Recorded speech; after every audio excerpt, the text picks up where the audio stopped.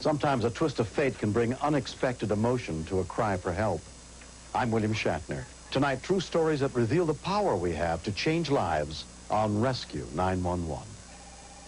We begin late on the night of June 24th, 1987, as three teenage friends were coming back from playing pool in Knoxville, Tennessee.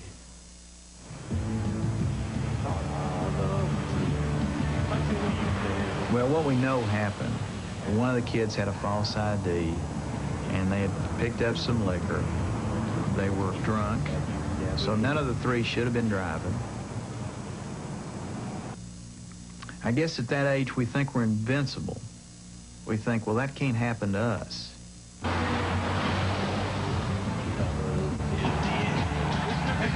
17-year-old Mike Faircloth was driving that night. I don't know exactly how fast I was going. It's a real windy road. It was dark. 1 minute, you're having a good time. 1 second later, your life has changed that fast.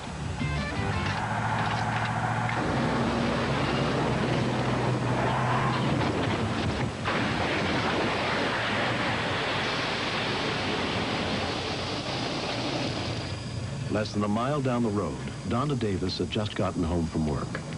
It was clearly a crash, and I thought, I'm going to go back there. So I got in the car, and I started driving back. Across the road from the accident, a neighbor called 911. And I got around the curve, and I saw the car, and it looked bad. The car had hit the tree head on, so the front of the car was smashed in, broken windshield, laying on its roof. I'd worked in emergency rooms, intensive care units, and my nursing background kicked in at that point. It looked pretty bad, but the driver was unconscious. And in the back, there was a boy that was crying, screaming that he was hurt. And finally, the driver came to, and it was kind of slow, and he looked over to the side, the passenger side, and he said, "Oh, my buddy's hurt bad." And it just kind of took my breath away. I said, "Are you telling me there's another boy in this car?" And he says, "Oh, this dude's hurt bad." I remember flashes. The car was crushed so far down that you couldn't see Trent at all. He was up underneath pretty much the floorboard. The next thing I know, I was out again. And I ran back to my car, and I had another miniature flashlight in my purse.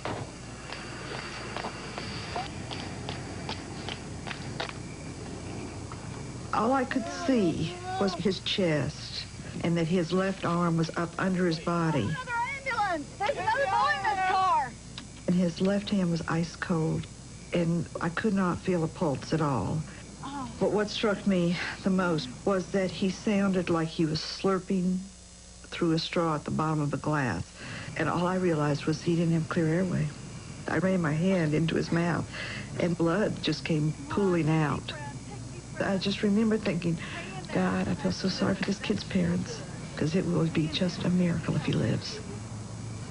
That's good. There were times my heart was beating so hard because he quit breathing. I was so scared he was going to die. And I kept talking to him, and I'd say, "Look, you are too young to die. If you'll just hang in there, we'll get you out of here."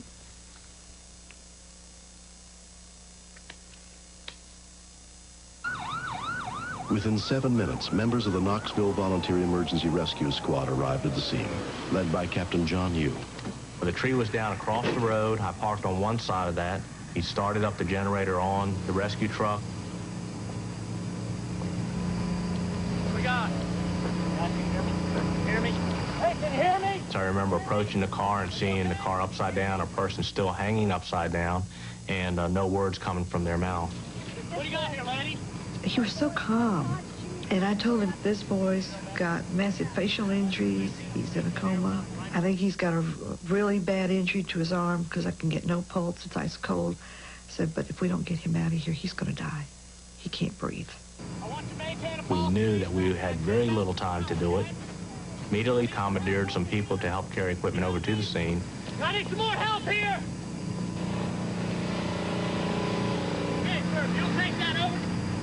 But we stabilized the vehicle and then immediately hooked up the jaws of life, started the generator.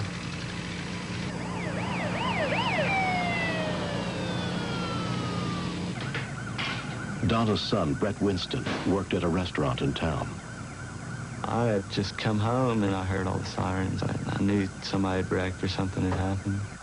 And I was thinking it could have possibly been my mom. I just thought maybe I should just go up there and see what's going on.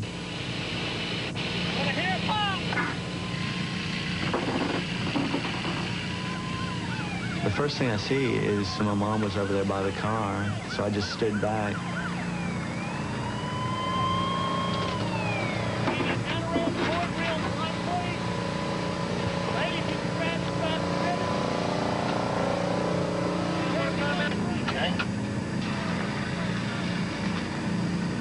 They pulled him out, laid him on that backboard.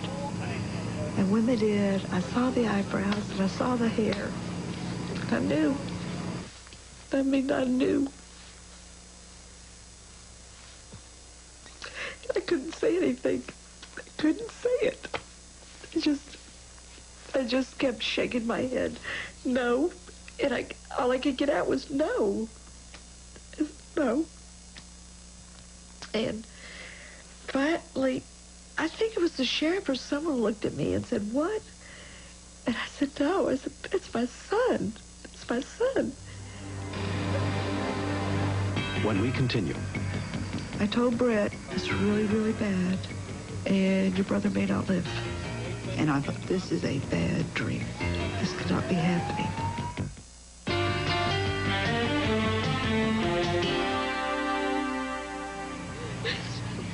Because of the darkness, Donna had not been able to recognize that the critically injured youth she'd been caring for was her older son, Trent, who lived with his father.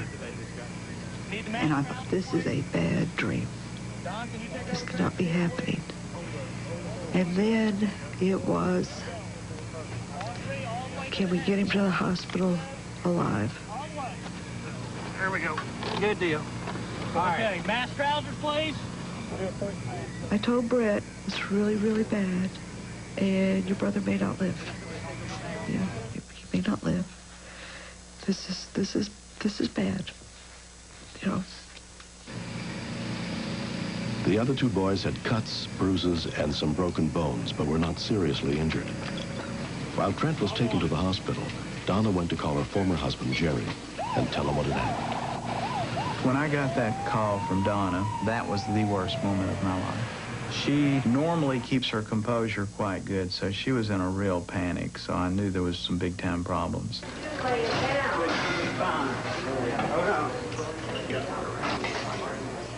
Trent was admitted to Park West Hospital, where he was examined by Dr. Bill Bedwell. All right, let's get lab in here, staff. When I first saw Trent, he was bloody all over. He had arms and legs that were broken, multiple fractures, facial fractures, and was comatose and unresponsive. But my biggest concern was his closed head injury and his neurologic status, whether or not he would ever wake up. Dr. Bedwell met with Trent's family to inform them of his condition. He said it's very serious, and the next 72 hours would be very critical. What I read from him was if he lives through 72 hours, we've got a shot at it.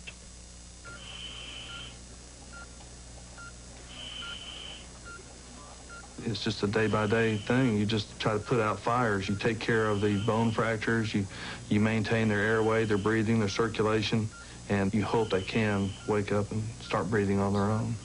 But the longer the coma, the more likely they are not to wake up. As every day went by, it became harder and harder. But I could not leave that hospital. I was not going to have, he was just not going to be alone, period. And if he died, he was not going to die without somebody sitting there.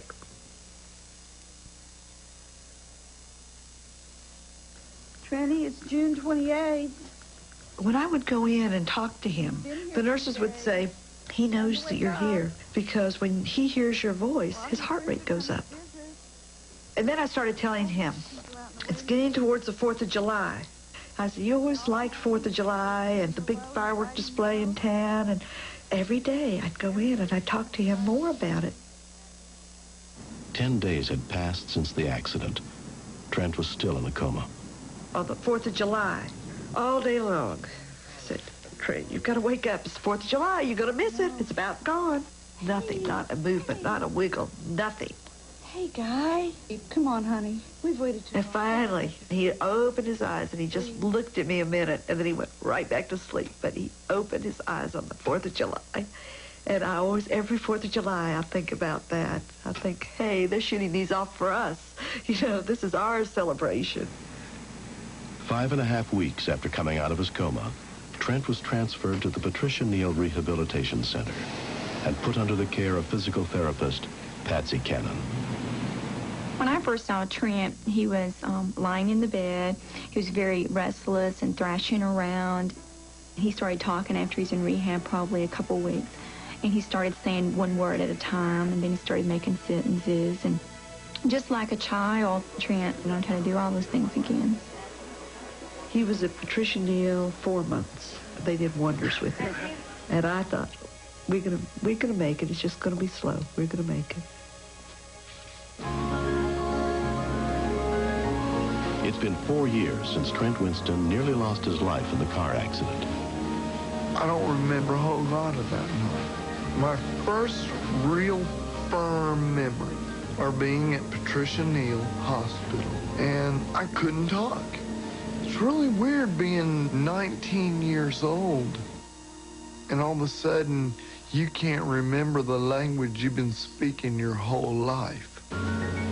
My mom motivated me. I've got to give her a lot of credit. I mean, she got on my nerves, but she motivated me. We spent a lot of time in rehab facilities, and what I saw were individuals who had strong family support, a lot of love and a lot of family support, always did better. They always made better recoveries than anyone thought they would make. He beat all the odds. I mean, he beat every one of the physicians' predictions all the way through. And he's still the same kid, which is really a wonderful thing. Trent has remained close friends with Mike, who was driving that night. The scariest thing about the accident was thinking about whether or not he was going to make it or not. You don't understand how it feels until something like that happens to you. It's kind of painful. Drinking and driving don't mix. Drinking and driving kills. See, a lot of people have to learn that the hard way. And a lot of times the hard way makes you dead. I'm proud of the job that I've done. I'm beginning my 3rd year in school at the University of Tennessee in Chattanooga. You don't ever quit rehabilitating. The way I think is there's nothing I can't do until I've already failed at. And nobody's gonna stop me from making myself better. Next. I have not seen very many children survive this. I whispered to a fireman, we've got to hurry. We're going to lose him if we don't.